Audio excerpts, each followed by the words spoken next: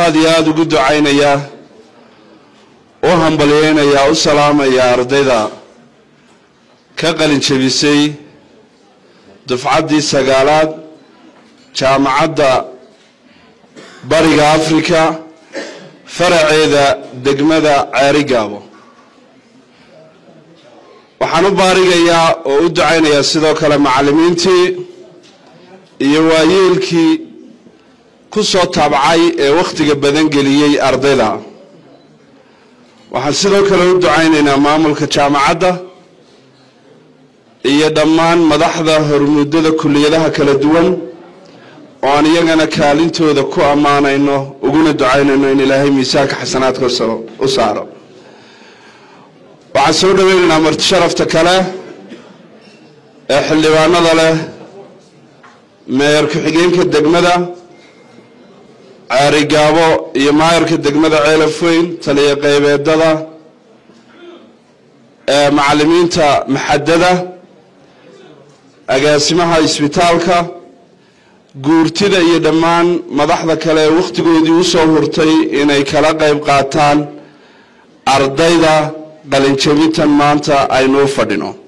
dhammaantiin waxaan leeyahay waa mahadsantiin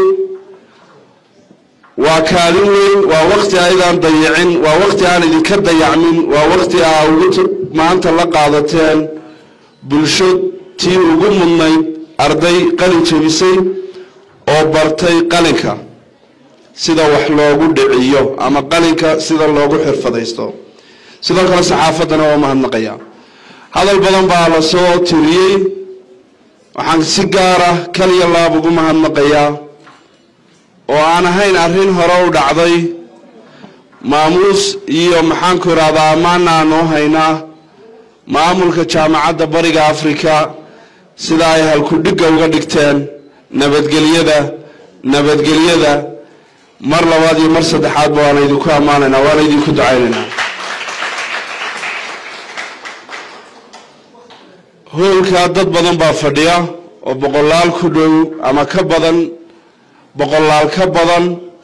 hadaanay bakun gaadhayn fariinta ay qaadaan waa fariin bulshada dhan wada gaadhaysa